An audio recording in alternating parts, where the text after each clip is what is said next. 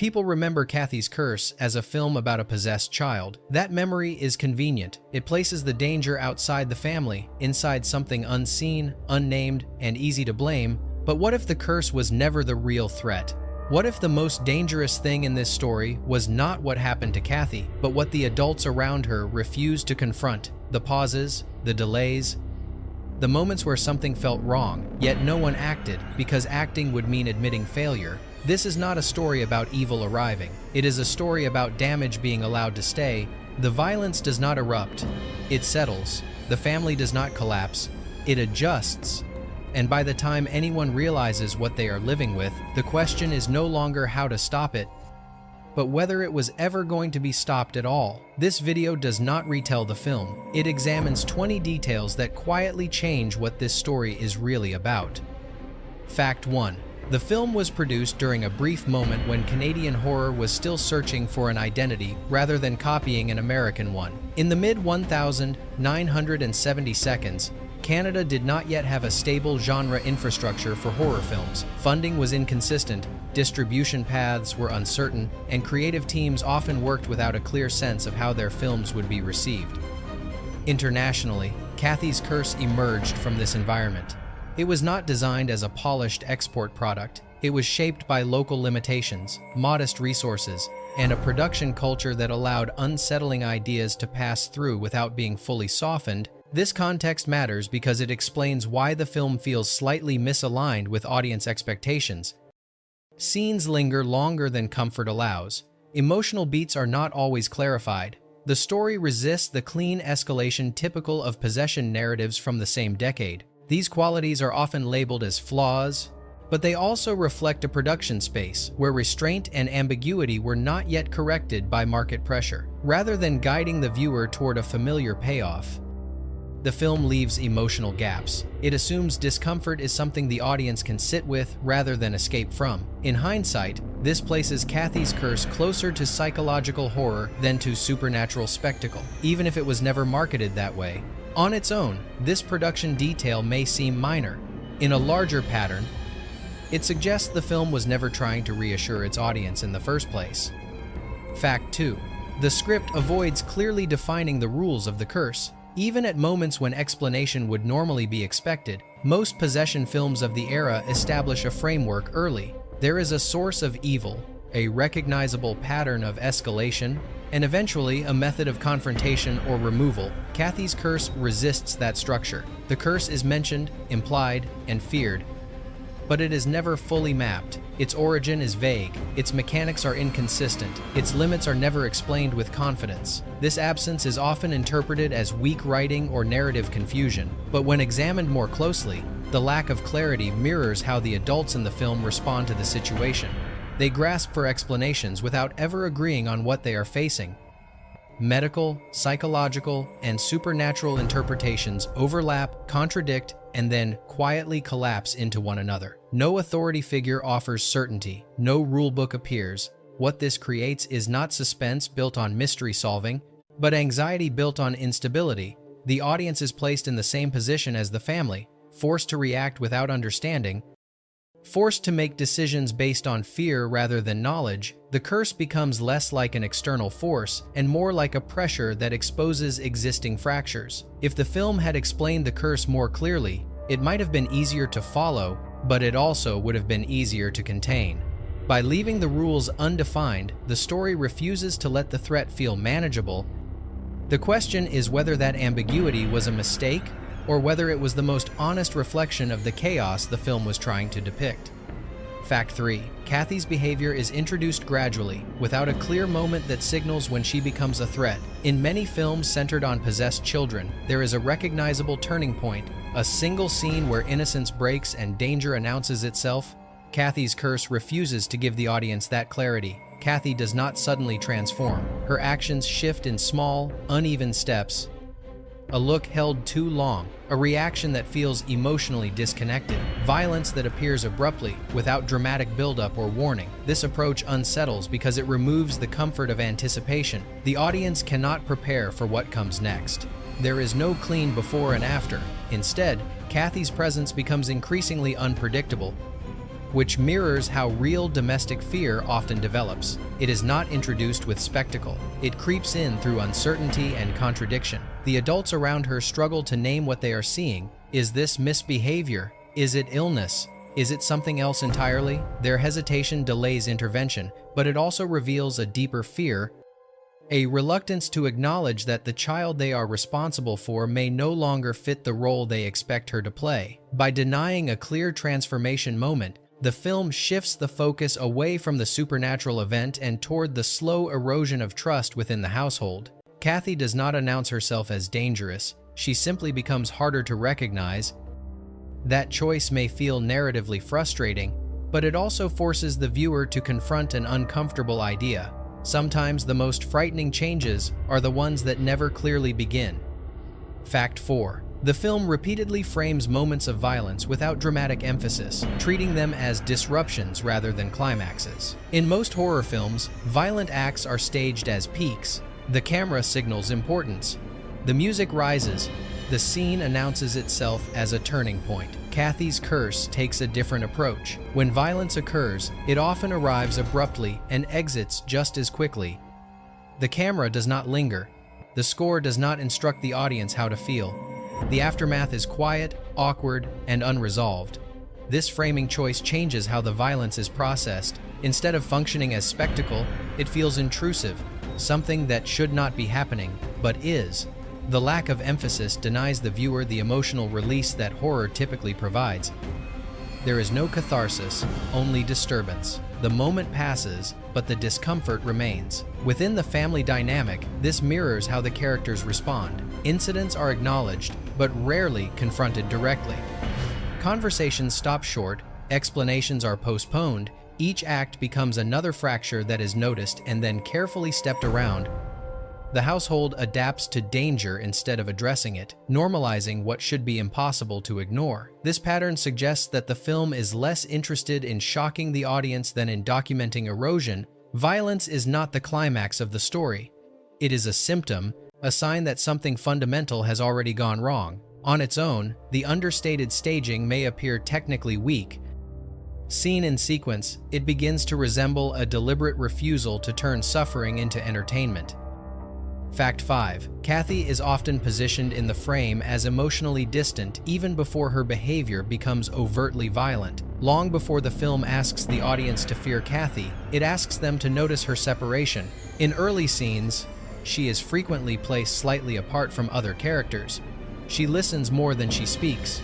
Her reactions lag behind the emotional rhythm of the room.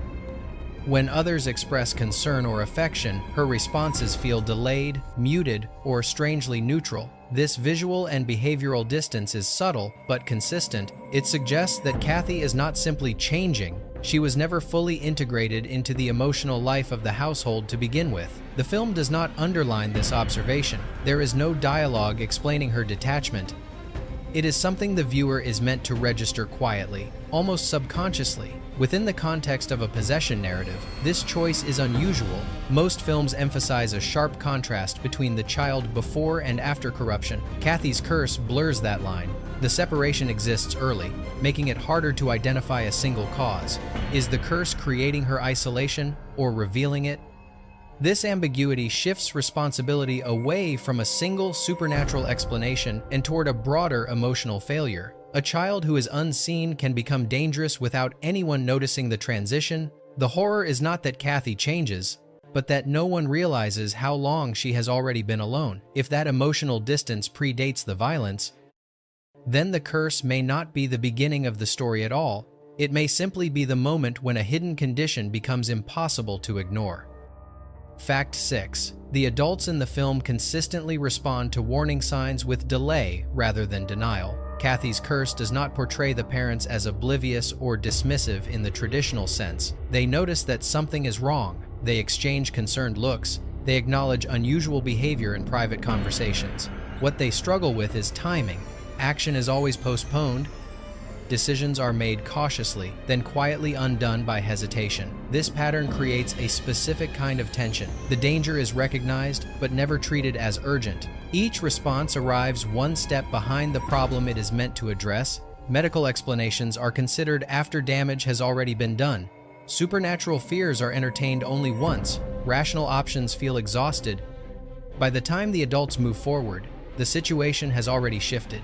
This delayed response reveals something more unsettling than ignorance. It suggests a fear of confrontation. Admitting that something is fundamentally wrong with their child would require admitting a failure within the family itself. Waiting becomes a form of self-protection. As long as the problem remains undefined, responsibility can remain suspended. The film never explicitly condemns this behavior, it simply documents it. The parents are not villains, they are overwhelmed, cautious, and emotionally unprepared for the implications of what they are witnessing. That hesitation becomes one of the most consistent forces shaping the outcome. If the adults had acted sooner, the story might have unfolded differently. But hesitation is not an accident in this film. It is a pattern, and patterns, when repeated often enough, begin to feel less like mistakes and more like causes. Fact 7. Medical explanations are introduced not as solutions, but as temporary shelters from a more frightening possibility. When Kathy's behavior becomes impossible to ignore, the film briefly leans toward medical and psychological frameworks. Doctors are consulted, diagnoses are discussed, language becomes clinical. For a moment, the situation appears containable. If the problem can be named, it can be managed. If it can be treated, it can be controlled. But these explanations never fully settle. They arrive late, remain vague, and quickly reveal their limitations. The professionals offer observations rather than answers. Symptoms are described, not resolved. Each attempt to ground the situation in science feels provisional, as though everyone involved understands that these categories are not holding. What matters is not whether the medical explanations are correct, but why they are so eagerly accepted. They provide distance. They allow the adults to reframe fear as procedure. The language of treatment replaces the language of responsibility. As long as the problem belongs to a diagnosis, it does not have to belong to the family. The film treats this shift carefully. It does not ridicule science, nor does it elevate superstition.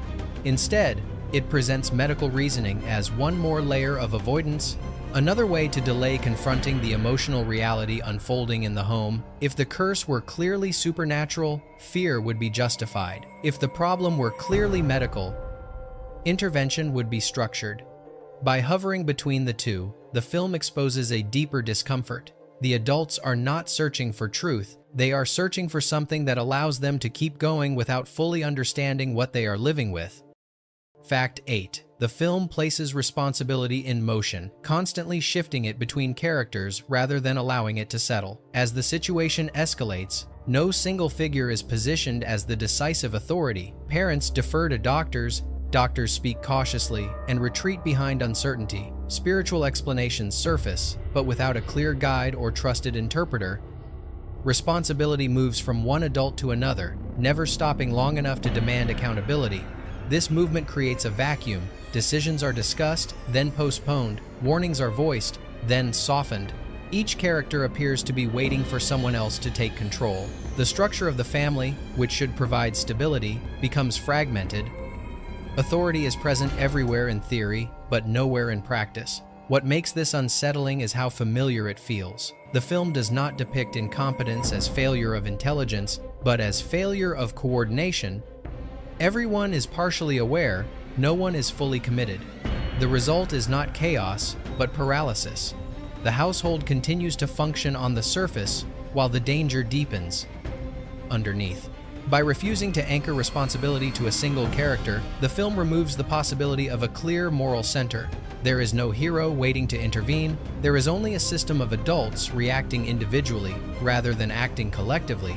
Kathy exists inside that gap, affected by decisions that are always someone else's to finalize. If responsibility never truly lands, then no one fully owns the outcome. The film leaves open the question of whether the tragedy unfolds because of a curse or because of a structure that allows responsibility to keep moving until it disappears.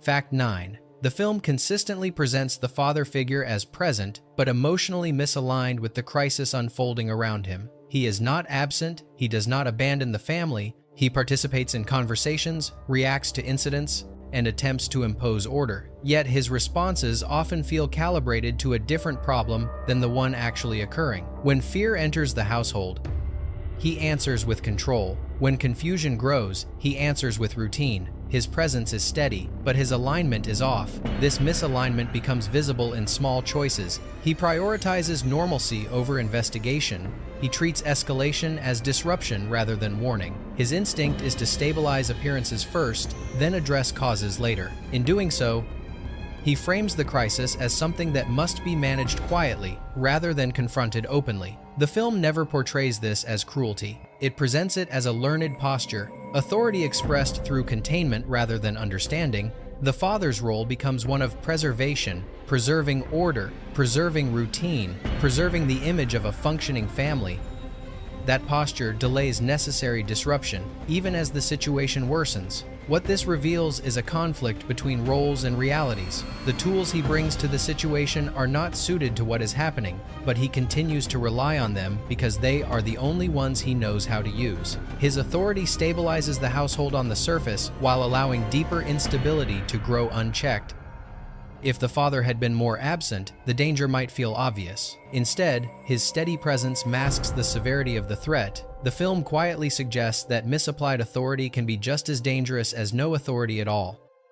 Fact 10. The mother's responses are framed through emotional proximity rather than authority, placing her in constant conflict with her own instincts. Unlike the father, the mother is shown reacting from closeness.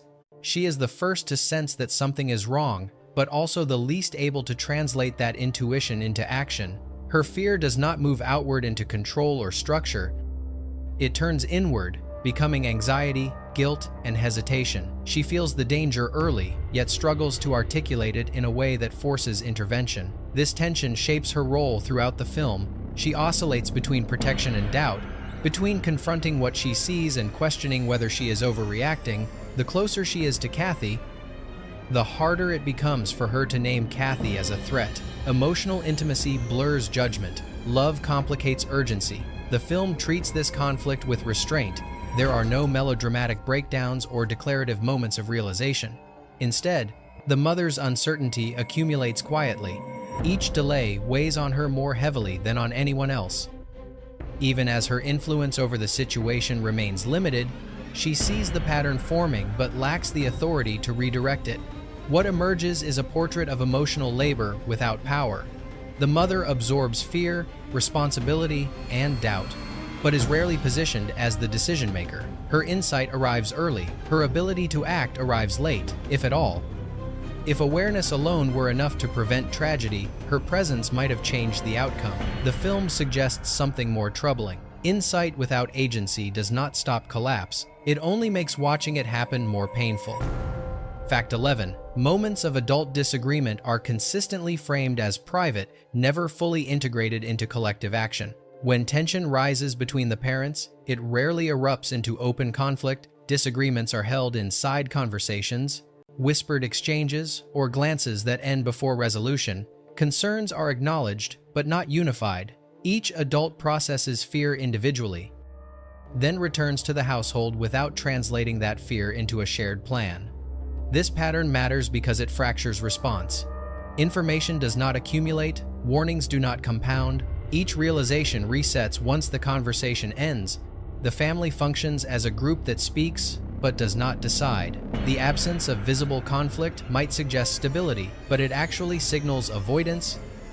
Disagreement is contained rather than resolved. The film treats this containment as normal behavior, not dysfunction. These adults are not shouting past each other. They are protecting the fragile equilibrium of the home. But that protection comes at a cost. By keeping fear private, they prevent it from becoming actionable. The crisis remains emotionally real, but structurally invisible. This choice reinforces a recurring theme. The danger does not escalate because no one notices it. It escalates because noticing it never leads to alignment. Each adult carries a partial understanding that never quite connects with the others. The family does not collapse from conflict. It erodes from separation. If confrontation had occurred earlier, the outcome might have shifted. But the film suggests something quieter and more unsettling. Silence can be cooperative, and when cooperation prioritizes calm over clarity, it can quietly become complicit. Fact 12. The household is repeatedly shown returning to routine immediately after moments that should permanently alter it. After incidents that clearly signal escalation, the film often cuts back to scenes of normalcy. Meals resume, conversations return to everyday topics. The rhythm of domestic life reasserts itself with little acknowledgement of what has just occurred. This is not presented as denial, it is presented as habit. The family moves forward because stopping would require recognizing how unstable their situation has become. This return to routine functions as a coping mechanism. Structure replaces understanding. Familiar patterns provide the illusion of control, even as evidence of danger accumulates.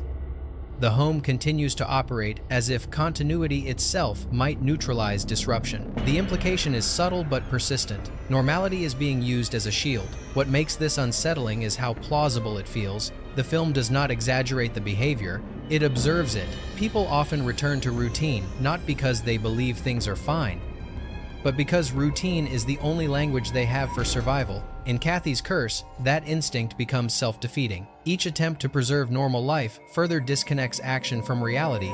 By repeatedly showing this pattern, the film reframes the household as a system designed to absorb shock rather than respond to it. Crisis does not break the routine, it is folded into it. Over time, this absorption erases the line between safe and unsafe, acceptable and alarming. If routine had been disrupted decisively, the threat might have been confronted. Instead, the film suggests that danger can coexist with normal life for far longer than anyone expects, not because it is hidden, but because it is accommodated. Fact 13. The supernatural elements are introduced sparingly, never allowed to dominate the emotional logic of the story. When overtly supernatural moments appear, they are brief and restrained. The film does not build elaborate rituals or visual mythology around the curse. There are no extended explanations, no authoritative voices defining what is happening or how it works. Instead, these elements surface almost reluctantly, as if the story is cautious about granting them too much control over interpretation. This restraint is significant because it keeps the emotional focus grounded. The supernatural never replaces the human relationships at the center of the film. It intrudes, then recedes, leaving the family to deal with consequences rather than spectacle. Even at moments where a clearer supernatural escalation might be expected, the film pulls back, redirecting attention to reactions rather than causes. By doing this, the story resists offering the audience an external villain that can absorb blame. If the curse were more clearly defined, it could function as an excuse, something that explains behavior and absolves responsibility. Instead, the supernatural remains incomplete, forcing the viewer to continue examining human choices and failures alongside it. This balance creates unease rather than release. The threat cannot be isolated or expelled because it never fully declares itself. It exists as a pressure, not a presence, something that influences events without overtaking them. If the supernatural were the dominant force, the film might resolve into a familiar moral structure. By keeping it peripheral, Kathy's Curse insists on a more uncomfortable reading. The danger may not be something that arrived from outside, it may be something that found space because nothing else was willing to take control. Fact 14. The film avoids presenting any moment of clear moral certainty, even as consequences become irreversible. As events escalate, the narrative never offers a scene where the correct course of action is unmistakably defined. Every option carries risk, every intervention feels partial. Decisions are made under pressure, but none are framed as unquestionably right or wrong.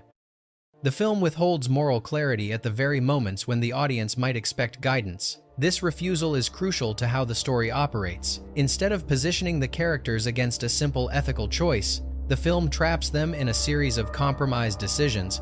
Each action addresses one problem while creating another. Attempts to protect the family increase isolation. Efforts to seek help introduce new uncertainties. The absence of a clear moral anchor mirrors the instability of the situation itself. By denying certainty, the film shifts attention away from judgment and toward process.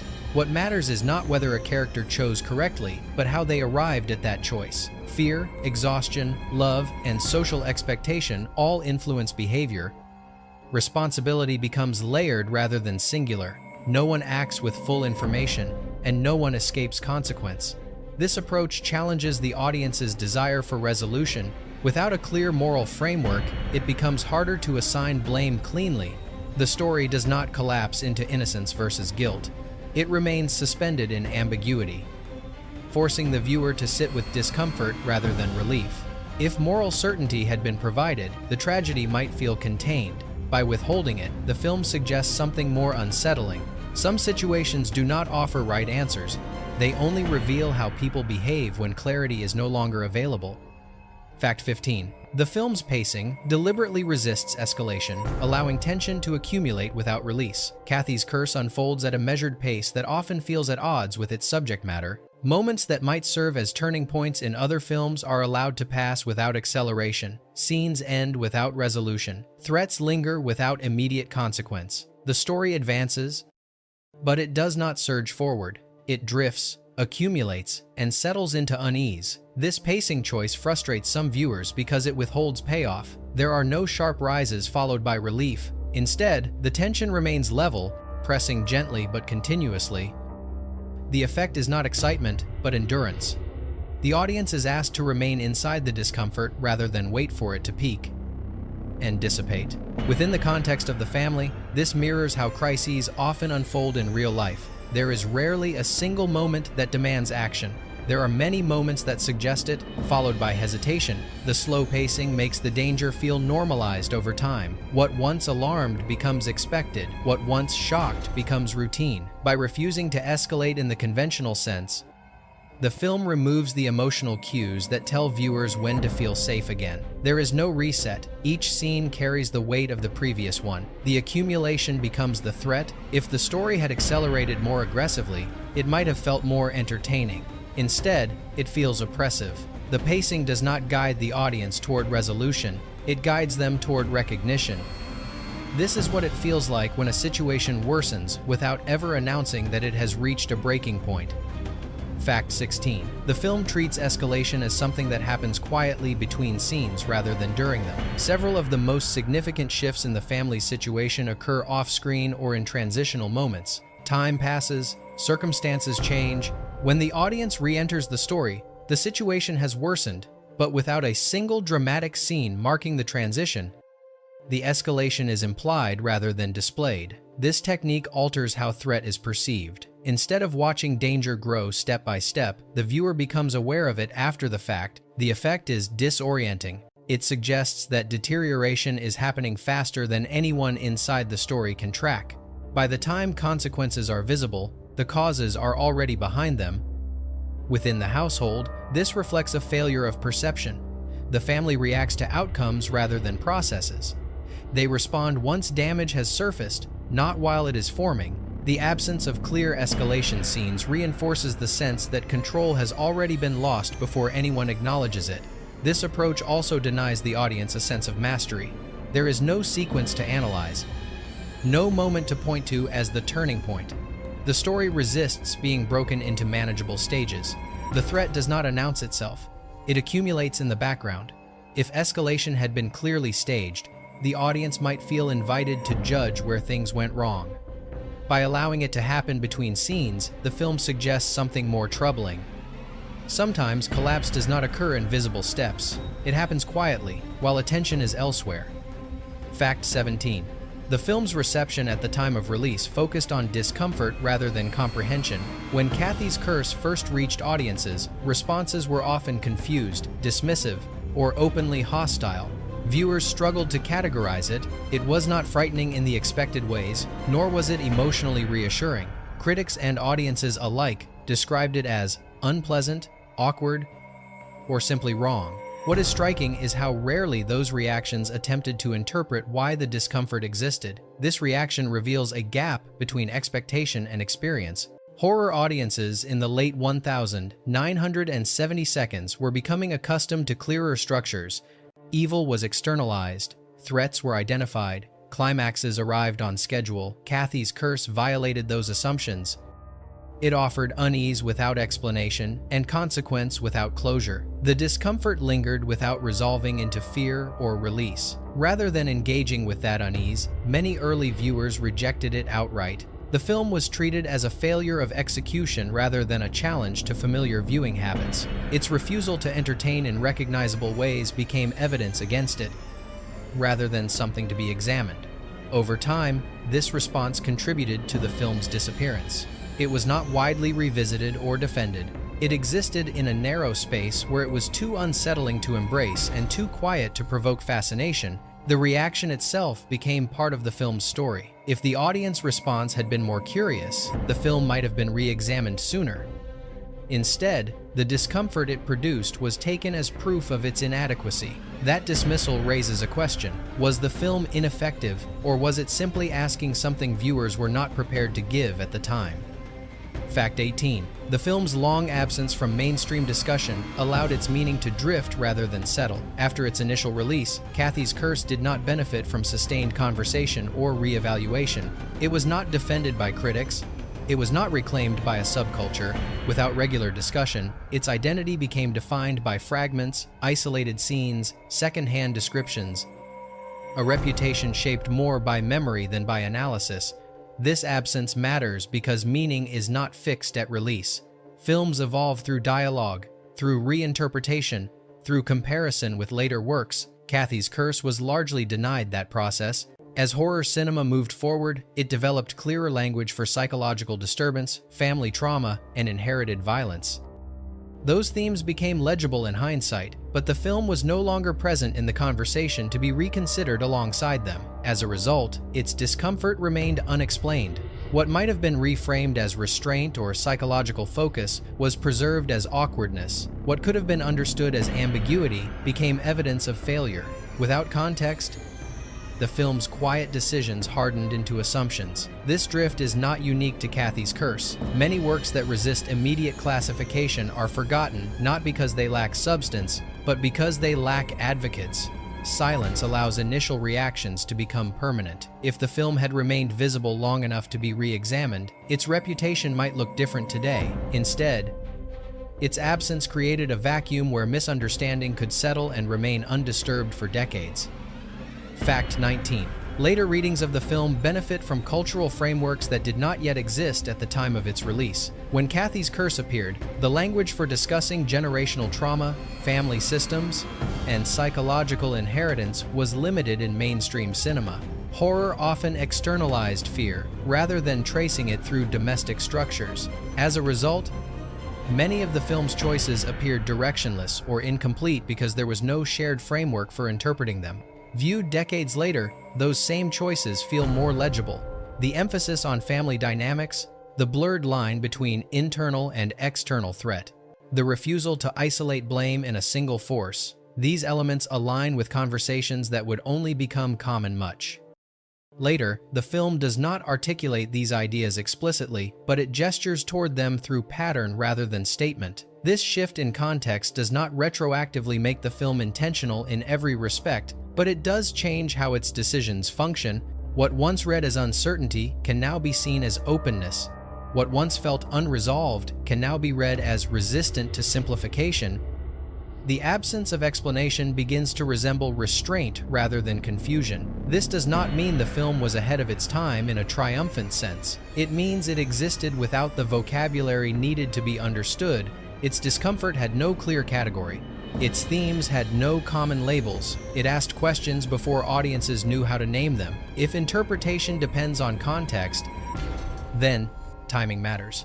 Kathy's Curse may not have failed its audience as much as it arrived before that audience was prepared to meet it on its own terms. Fact 20. The film ultimately refuses to offer a single cause that can fully explain what happens. Even in hindsight, after all the events, interpretations, and attempts at understanding, Kathy's Curse does not settle into a final answer. The curse is never confirmed as the sole cause. Psychology is never sufficient on its own. Family dynamics explain much, but not everything.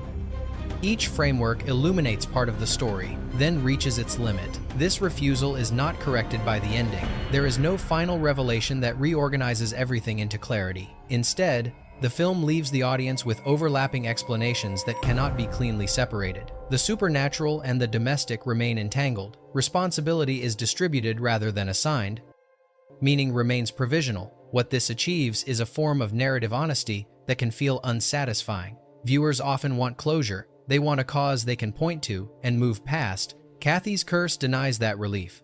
It suggests that some outcomes are the result of accumulation rather than origin, not one failure, but many small ones, not one force, but a convergence. By ending without certainty, the film resists becoming a parable with a lesson. It does not instruct, it exposes. The absence of a final explanation keeps the story open, unresolved, and quietly disturbing long after it ends. If there is no single cause, then there is no single solution. The film leaves that discomfort intact, and in doing so, it asks the audience to consider whether the need for clear answers is sometimes part of what allows damage to go unrecognized until it is irreversible. Taken individually, none of these details rewrite Kathy's Curse. There is no hidden revelation that transforms it into a different film. What emerges instead is a pattern, a story shaped less by a single force than by accumulation, delay layered on hesitation, authority misapplied, insight separated from action, normality preserved long after it stops being protective. One pattern appears repeatedly. The film treats danger not as an intrusion, but as something that is accommodated. Each character responds in a way that makes sense locally, yet fails collectively. Medical language provides distance. Routine provides stability. Silence preserves calm. None of these choices are irrational. Together, they become destructive. The threat does not overpower the family. It is given space. Another pattern lies in the film's refusal to isolate, meaning supernatural elements never disappear, but they never dominate. Psychological explanations feel plausible, but insufficient. Family dynamics explain behavior, but not outcome. The film resists closure because closure would simplify what it is observing. The story is not about a curse arriving.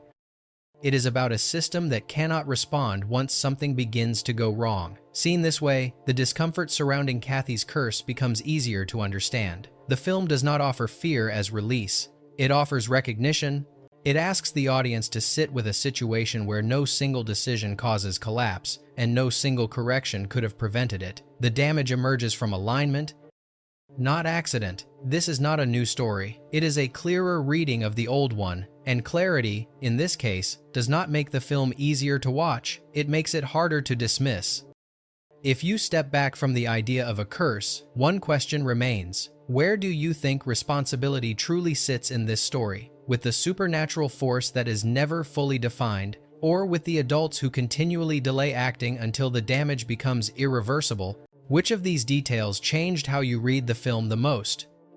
Was it the absence of clear rules, the quiet return to routine, or the way responsibility keeps moving without ever landing? If you think this film was misunderstood rather than simply flawed, what other forgotten horror stories should be examined this way next? Share your interpretation in the comments.